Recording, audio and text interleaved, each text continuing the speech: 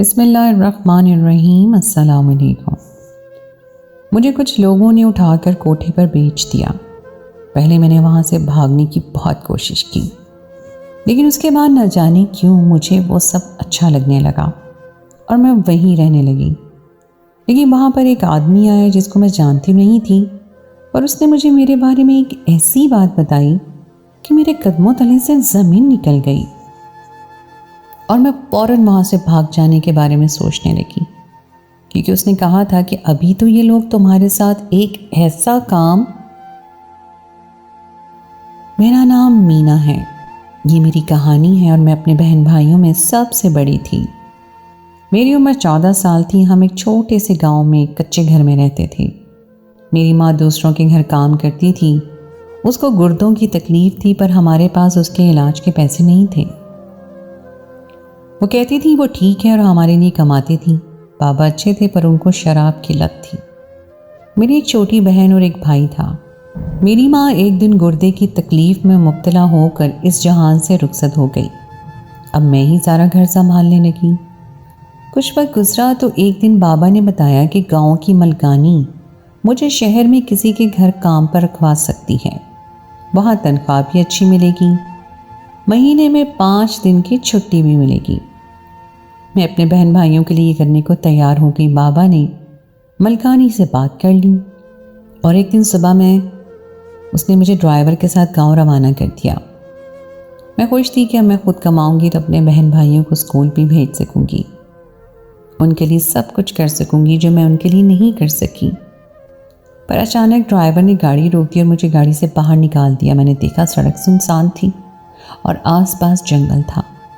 मैंने उससे पूछा कि हम यहाँ क्यों रुक गए हैं। वो आसपास देख रहा था, फिर उसने किसी को कॉल की। वो मेरी बात का जवाब नहीं दे रहा था। मुझे अब डर लगने लगा था। मेरा दिल बुरी तरह धड़क रहा था। मैं सोचने लगी क्या मेरे साथ क्या होने वाला था कि अचानक वहाँ एक बड़ी गाड़ी आकर रुकी जिसमें बकरियों को ले जाया जाता है, वैसी गाड़ी। उसमें से एक आदमी बाहर आया और ड्राइवर से पूछा कि यही है वो लड़की। ड्राइवर ने हाँ कहा। उसने मुझे सर से पांव तक देखा और ड्राइवर को कुछ पैसे थमा दिए। ड्राइवर अपनी कार की तरफ बढ़ा और वहाँ से जाने लगा। मैं भी उसकी तरफ भागी कि उस आदमी ने मेरा हाथ पकड़ लिया। ड्राइवर मुझे उनके पास छोड़कर चला गया। उसने दूसरे आदमी से रस्सी और कपड़ा मंगवाया और मेरा हाथ बांधने लगा। मैं चिल्लाने लगी, खुद को उसकी गिरफ्त से आज़ाद करने की कोशिश करने लगी कि उसने मुझे इस गंदी सी गाड़ी के अंदर धक्का दे दिया। मेरे हाथ बंधे हुए थे, मुंह में भी कपड़ा डालकर उसने मेरी ज़बान बंद कर दी। हम सबको एक बस में जानवरों से भी बुरा सलूक करके डाला गया था। हमारे हाथ बंधे हुए थे, मुंह में भी कपड़ा डालकर हमारी ज़बान बंद करवा दी गई थी। हम सबको एक बस में जानवरों से भी बुरा सलूक करके डाला गया था। गाड़ी बहुत तेज़ चल रही थी। कभी हम गाड़ी की दीवारों से टकराते तो कभी एक दूसरे से। हम भूख और प्यास की शिद्दत से निढाल थे। अचानक गाड़ी रुक गई। हमें जिस बेदर्दी से गाड़ी में डाला था वैसे ही निकाला गया और हमारे हाथ खोलकर हमें लाइन में बिठा दिया। जाने पर हमारे साथ क्या होने वाला था। वो 3 लोग थे और हम 14 लड़कियां थीं। सब बहुत डरी सहमी हुई थी और सोचने से कासिर थी कि अब हमारा क्या होने वाला था। अचानक वहाँ एक महंगी और बड़ी कार आकर रुकी और उसमें से एक शख्स बाहर आया। उसने कुछ ऐसा कहा जिसको सुनकर मैं हैरान रह गई। गाड़ी बहुत तेज़ चल रही थी। कभी हम गाड़ी की दीवारों से टकराते तो कभी एक दूसरे से। हम भूख और प्यास की शिद्दत से निढाल थे। अचानक गाड़ी रुक गई। हमें जिस बेदर्दी से गाड़ी में डाला गया था वैसे ही निकाला गया। उस शख्स ने कहा कि इसको मेरे साथ भेजो। मैं नहीं जाना चाहती थी, वो कोई सेठ लग रहा था। मैंने कहा मुझे इसके साथ नहीं जाना, क्योंकि मैं अकेली नहीं होना चाहती थी। वो लड़कियां भी तो मेरी जैसी थीं, उनके साथ जो होना था मेरे साथ भी वही होना था, लेकिन ये मुझे अलग से कहाँ ले जा रहे थे। इसलिए मुझे डर लग रहा था। मैं ये ज़ाहिर नहीं कर रही थी कि मुझे डर लग रहा है, लेकिन मैंने कह दिया कि मुझे नहीं जाना, क्योंकि मुझे अकेला नहीं होना था। पर वो सेठ बोला कि मेरे साथ आ जाओ, फ़ायदे में रहोगी। उसने मुझे बेटा कहा और प्यार से बुलाया। हम मासूम लड़कियां ये समझती हैं कि जब कोई बूढ़ा इंसान आपको बेटी कहकर बुलाता है तो वो आपको बेटी समझता भी है, लेकिन ये ज़रूरी नहीं। हर बात हर लड़की को समझ लेनी चाहिए कि बाप सिर्फ वही होता है जिसने आपको पैदा किया होता है, और भाई सिर्फ वही जो आपका सगा भाई होता है, जिसके साथ आपका खून का रिश्ता होता है। बाकी सारे आपके लिए सिर्फ मर्द होते हैं। मर्दों के लिए औरत सिर्फ गोश्त का टुकड़ा होती है। मैं आगे बढ़ी और उसकी कार में बैठ गई। वो मुझे अपने घर ले आया और वहाँ एक अढेर उम्र की नौकरानी थी। उसने मुझे उससे मिलाया और कहा, आज से ये तेरे घर काम करेगी, उसको खाना खिलाओ, इसके कपड़े जूते का भी इंतज़ाम करो। सेठ साहब वहाँ से चले गए। उसने मुझे खाना खिलाया और मैं बेखबर सो गई। अब मैं वहाँ रहने लगी। मैं बहुत अच्छा खाना बनाती थी। सेठ साहब को मेरे हाथ का खाना बहुत पसंद था। वो मेरा बहुत ख्याल रखते थे। मुझे वहाँ रहते हुए 3 हफ्ते हो गए थे और सेठ साहब कहते थे वो मुझे तनख्वाह भी देंगे और मुझे मेरे गांव भी जाने देंगे। एक शाम में हॉल में खड़ी थी कि मेरा हाथ लगने से वहाँ की एक मेज़ पर बहुत बड़ा गुलदान मुझसे गिर गया, जो काफ़ी महंगा लग रहा था। मैं बहुत घबरा गई और उसके टुकड़े उठा रही थी कि मैंने देखा कि सेठ साहब ने मुझे देख लिया है। वो दरवाजे में खड़े थे और मैं फ़ौरन उनसे माफ़ी मांगने लगी। मैं बहुत डर गई थी। वो मेरी तरफ गुस्से से बढ़े और मुझे हाथ से पकड़कर अपने कमरे में ले जाने लगे। मुझे माफ़ कर दें सेठ साहब, मैं आइंदा ख्याल रखूँगी, ये गलती दोबारा नहीं होगी, मुझे माफ़ कर दें। सेठ साहब ने कमरे का दरवाज़ा बंद कर दिया। मुझे लगा था मुझे एक महंगा गुलदान तोड़ने की सज़ा मिलेगी, पर मुझे इस बात की सज़ा मिली कि मैं एक अकेली लड़की थी और सेठ साहब ने मुझे अपनी हवस का निशाना बनाया और मुझे मेरी सबसे कीमती चीज़ से महरूम कर दिया। मैं सारी रात ज़मीन पर पड़ी रही और पत्थर हुई आंखों से छत को देखती रही। मैं तो बर्बाद हो गई थी। अब मेरी ज़िंदगी का क्या मकसद था? मेरी आंखों के सामने मेरी बहन भाइयों की शक्लें आ रही थीं, जिनके लिए मैं कुछ करने के लिए घर से निकली थी, लेकिन सफ़र की शुरुआत पर ही मेरे साथ कितना बुरा हो गया था। मैं क्या करती? सुबह वही आदमी वहाँ आया जिसने मुझे ड्राइवर से ख़रीदा था और मुझे अपनी गाड़ी में बिठाकर वहाँ से ले गया। वो शख्स सेठ साहब का भाई था। मुझे सेठ साहब पहले दिन से ही अपने घर में सिर्फ मेरा इस्तेमाल करने की गर्ज से लाए थे। वो नौकरानी मेरे पास आई जब वो मुझे वहाँ से लेकर जा रहे थे। तब उससे पहले कि वो कुछ बोलती मैं बोल उठी, तुम जानती थी ना मैं सिर्फ बलि का बकरा बनाकर यहाँ लाई गई हूँ। तुम ये पहले दिन से जानती थी। अगर चाहती तो तुम मुझे बचा सकती थी। मैं कभी तुम्हें माफ़ नहीं करूँगी और दुआ करूँगी कि अल्लाह भी तुम्हें कभी माफ़ ना करे। मैंने उसकी कोई बात नहीं सुनी और कार में बैठ गई और मैं मासूम यही सोचती रही कि उन्होंने मुझे जान बचाकर मुझे पनाह दी है। उस शख्स का नाम परवेज़ था और मुझे एक जगह लेकर आया। वो जगह बहुत गंदी थी।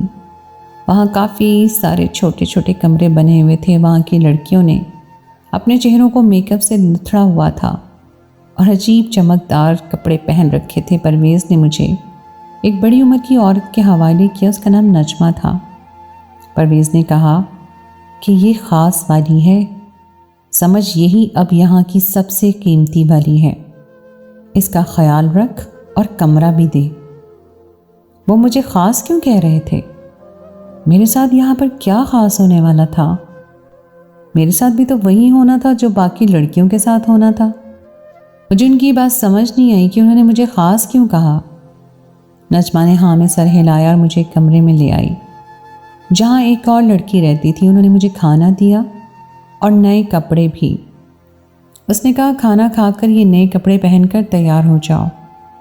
मैंने दोनों हाथों से खाना खाया। जाने मुझे दोबारा खाना कब मिलने वाला था। इंसान माने ना माने, लेकिन खाना उसके लिए सबसे ज़्यादा ज़रूरी होता है। कभी कभी ऐसा भी होता है कि इंसान के अपने सगे माँ बाप मर जाते हैं, लेकिन उसकी भूख नहीं मरती। उसको भूख लगी होती है, वो खाना खा लेता है।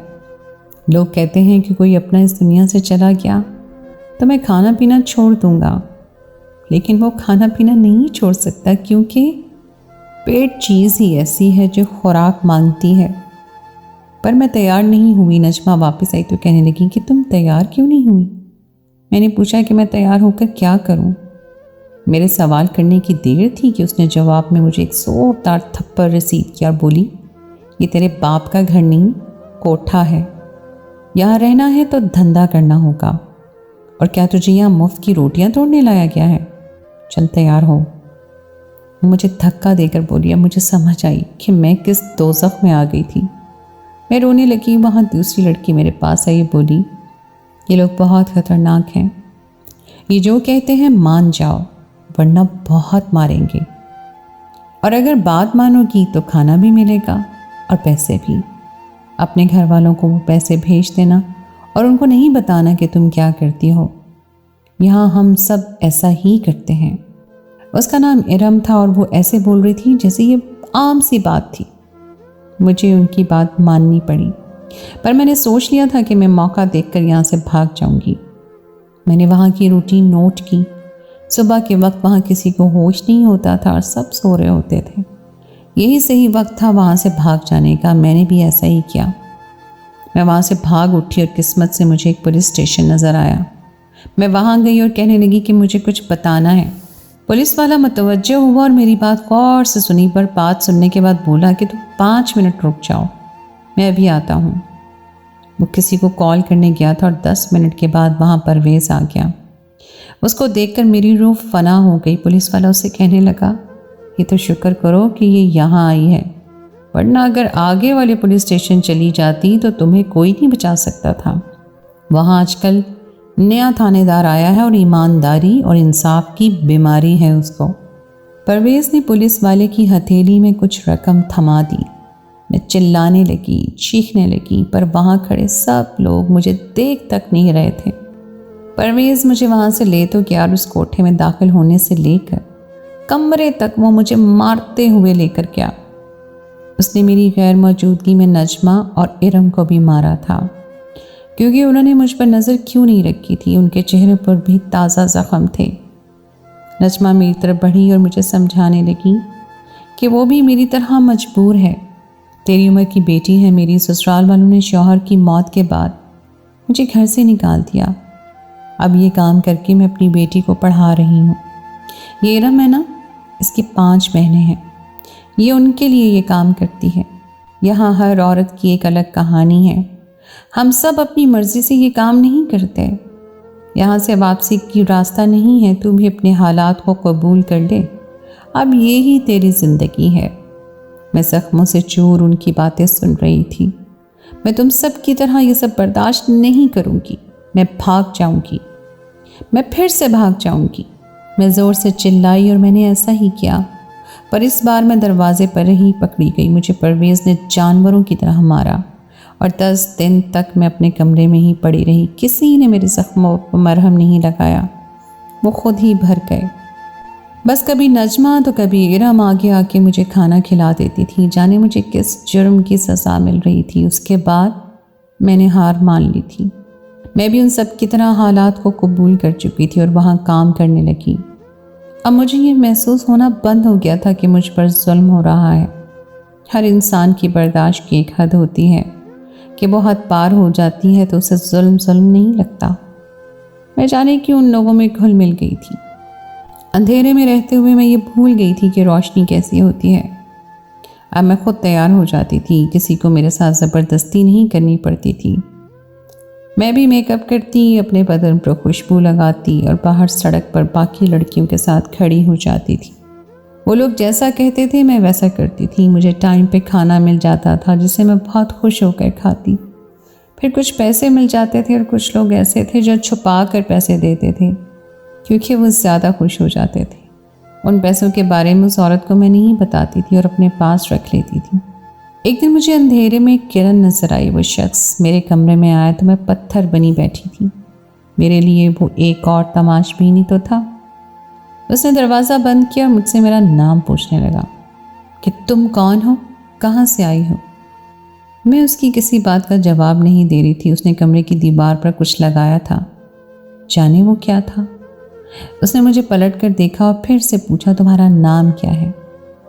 मैंने गुस्से से कहा, मीना। क्यों, नाम जानकर क्या करोगे? मेरा शनाख्ती कार्ड बनवाने के काम आएगा? नाम से क्या है, तुम सब एक जैसे हो, सब के सब। मैं गुस्से से चिल्लाई। वो कुछ पल मुझे देखता रहा और वहाँ से चला गया। मैं हैरान रह गई। कुछ दिन बाद वो दोबारा आया और जो चीज़ उसने दीवार पर लगाई थी उसको उतारने लगा। अब मैंने उसे पूछा कि उसका नाम क्या है? मेरा नाम जानकर क्या करोगी? पर हाँ, एक बात याद रखना, मैं सब जैसा नहीं हूँ। वो इतना कहकर वहाँ से चला गया और उसने मुझे हाथ तक ना लगाया। मैं हैरान थी, मैं वाकई हैरान थी, क्योंकि ये ऐसा जंगल था जहाँ पर सिर्फ शिकार ही आते थे, और वो भी तो शिकार करने नहीं आया था। उसने मेरे पैसे भी दिए थे और मेरी कीमत भी अदा की थी, फिर उसने शिकार किया क्यों नहीं? क्या बाकी वो बाकी जैसा नहीं था? कि बाकी इस दुनिया में भी अभी कोई ऐसे मर्द थे जो बाकी जैसे नहीं थे, या सिर्फ कोई तमाशा कर रहा था, या फिर वो आया ही नहीं था और मुझे वहम हो रहा था क्योंकि मुझे किसी ऐसे इंसान की तलाश थी। शायद मैं पागल हो गई थी। कुछ दिन इसी तरह गुजर गए और हम लोग अपनी ज़िंदगी में मसरूफ़ रहे। दोबारा वो इंसान नहीं आया, जबकि मुझे उसी का इंतज़ार था। पता नहीं उसका इंतज़ार क्यों कर रही थी। कुछ दिन बाद वहाँ पुलिस की रेड पड़ी तो ये कोठे वाले हंसने लगे। उन्होंने कहा कि इस तरह तो पहले भी रेड पड़ती रहती है, कुछ भी नहीं होगा, हम साफ बच जाएंगे और साबित कर देंगे कि ये कोई कोठा है ही नहीं, ये तो लड़कियों का हॉस्टल है। क्योंकि सारी लड़कियां खुद गवाही देती थीं, क्योंकि उनके पास भी करने के लिए और कोई काम नहीं था। कहते हैं ये ज़माना पहले आपको मजबूर बनाता है और फिर आपकी मजबूरी से फ़ायदा उठाता है। हम सब के साथ भी यही हुआ था। हम सब वापस जाते हैं, हम सब के साथ भी यही हुआ था। अब हम अगर वापस जाते हैं तो हमारे घर वाले हमें कबूल नहीं करते, क्योंकि हमसे कोई शादी नहीं करता। माशरे वाले भी हमें बुरी नज़र से देखते हैं। कोई मर्द हमें कबूल नहीं करता और कोई हमें रहने के लिए मकान भी नहीं देता। फिर हम कहाँ जाते? अपना पेट पालने के लिए क्या करते? ऐसे लोगों को बड़ी आसानी से कह दिया जाता है कि इस तरह की ज़िंदगी जीने से अच्छा है जान दे दो, लेकिन क्या अपनी जान दे देना इतना आसान होता है? क्या हमारा दिल नहीं करता जीने का? ज़िंदगी में चाहे 1000 कांटे हों, लेकिन फिर भी वो मौत से बेहतर ही लगती है। और परवेज़ नजमा सबको पकड़ कर ले गए। सेठ साहब इस कारोबार के सरपरस्त थे। उनका कहना था कि ये कोई कोठा नहीं है, एक हॉस्टल है जहाँ लड़कियाँ रहती हैं। केस अदालत में चला गया। सेठ साहब और उसके आदमी को पूरा भरोसा था कि इस दफ़ा भी वो बच जाएंगे, लेकिन उनको ये नहीं पता था कि इस दफ़ा केस बहुत मजबूत था। गवाह बहुत ज़्यादा थे। मुझे एक सेंटर में लाया गया, मुझसे सारी बात पूछी गई। मैंने अदालत में सब बताया भी तो उन्होंने कहा कि एक 14 साल की लड़की की गवाही किसी काम की नहीं। उस शख्स का नाम अदनान था, वो एक वकील था। उसे न सिर्फ अदालत में जज साहब के सामने एक वीडियो पेश की जो सिर्फ जज साहब ने देखी। उस दिन मेरे कमरे में कैमरा लगाने ही आया था और इस बात की नजमा को भी खबर थी। नजमा ने भी गवाही दी और सबसे अहम गवाही उस औरत ने जो सेठ साहब के साथ काम करती थी। उसने बताया कि सेठ यही काम करता है और अक्सर कमसिन लड़कियों को घर लाया करता है और फिर उसको कोठे में भेज देता है। ये सिलसिला कई सालों से जारी है। उसकी गवाही बहुत ज़्यादा अहम थी और जो हमारे बहुत काम आई। फैसला हमारे हक में हुआ और उस जगह को बंद करवा दिया गया। सेठ साहब और परवेज़ को जेल हो गई और सारी लड़कियों को ट्रस्ट के हवाले कर दिया गया। अदनान ने बताया कि जिस दिन मैं पुलिस स्टेशन आई थी और सब बता रही थी, उस दिन वहाँ उसका एक मुखबर बैठा ये सब सुन रहा था। उस दिन भी ये प्लान बनाया गया था कि तुम्हें वहाँ से कैसे निकलवाना है। मैंने अदनान का शुक्रिया अदा किया। एक दिन वहीं बैठी खाना खा रही थी कि मेरे दोनों बहन भाई मेरी तरफ बढ़े। मैं उनको देखकर हैरान रह गई और गले से लगाकर रोने लगी। मैंने देखा उनको भी अदनान ही लाया था। मैंने उसका शुक्रिया अदा किया और कहा मेरे बाबा कहाँ हैं, वो साथ नहीं आए? अदनान ने कहा कि मेरे बाबा जेल में हैं। ये सुनकर मैं हैरान रह गई। मैंने कहा कि मेरे बाबा जेल में क्यों हैं? उनको जेल में किसने डाला? उनकी तबीयत भी ख़राब है, उनको पूरा जेल से निकालो। मैं बुरी तरह तड़पने लगी थी। मेरा बाप जेल में क्या कर रहा था? जब उन्होंने मेरी मदद की थी तो ये मेरी थोड़ी और मदद भी कर सकते थे। मेरे बाबा को जेल से निकाल सकते थे। मैंने तो फ़ौरन मिन्नत समाज शुरू कर दी कि मेरे बाबा को बाहर निकालो, लेकिन तब उसने मुझे ऐसी बात बताई कि मेरे कदमों तले से ज़मीन निकल गई। मुझे ये सुनने की बिल्कुल भी उम्मीद नहीं थी, लेकिन जो मैंने सुनना भी नहीं चाहती थी वो मेरे साथ हो चुका था। अदनान ने बताया कि मुझे उस ड्राइवर ने नहीं बेचा था, बल्कि मुझे मेरे बाबा ने उस मालकानी को बेचा था और मालकानी ने मुझे सेठ साहब के आदमी को बेच दिया। ये सुनकर मेरे कदमों तले से ज़मीन निकल गई। मेरे बाबा ने मुझे अपनी शराब के लिए बेच डाला था। अब मेरे बहन भाई मेरे पास थे। मुझे इस ट्रस्ट में खाना बनाने का काम मिल गया और मैं वहीं पर रहने लगी। मैंने अपने बहन भाइयों को स्कूल में दाखिल करवा दिया और अब मैं यहाँ सुकून से रहती हूँ। मैंने अपने बाबा से यही सीखा कि इस दुनिया में जहाँ मेरे बाबा, मालकानी, परवेज़ और सेठ साहब जैसे बुरे लोग हैं, वहाँ अदनान जैसे अच्छे लोग भी हैं, और कुछ मुझ जैसे इरम और नजमा जैसे मजबूर लोग भी। पर अगर हम मजबूर लोग हिम्मत करें तो इन बुरे लोगों से जीत सकते हैं, पर ज़रूरत है हिम्मत करने की, जैसे मैंने हिम्मत की और जैसे सेठ साहब के घर में काम करने वाली उस नौकरानी ने की। मैंने उसे माफ़ कर दिया। वो अब मेरे साथ ही रहती है। वैसे भी उसकी गलती नहीं थी, वो भी तो मजबूर थी, और मजबूरी इंसान से क्या कुछ नहीं करवाती। तो दोस्तों, ये थी मेरी आज की कहानी। उम्मीद है आपको आज की कहानी पसंद आई होगी। कहानी अच्छी लगे तो उसको लाइक ज़रूर कीजिए, अपने दोस्तों के साथ शेयर कीजिए, और अगर आपने अभी तक मेरे चैनल को सब्सक्राइब नहीं किया तो उसको फ़ौरन कर लीजिए। साथ ही लगे बेल के बटन को भी प्रेस कर दें ताकि आपको मेरी आइंदा आने वाली कहानी का नोटिफिकेशन बर वक्त मिल सके। और अगर आप अपनी कोई आपबीती, आप अपने साथ बीता कोई वाक़या हमारे साथ शेयर करना चाहते हैं तो कमेंट सेक्शन में ज़रूर कीजिए।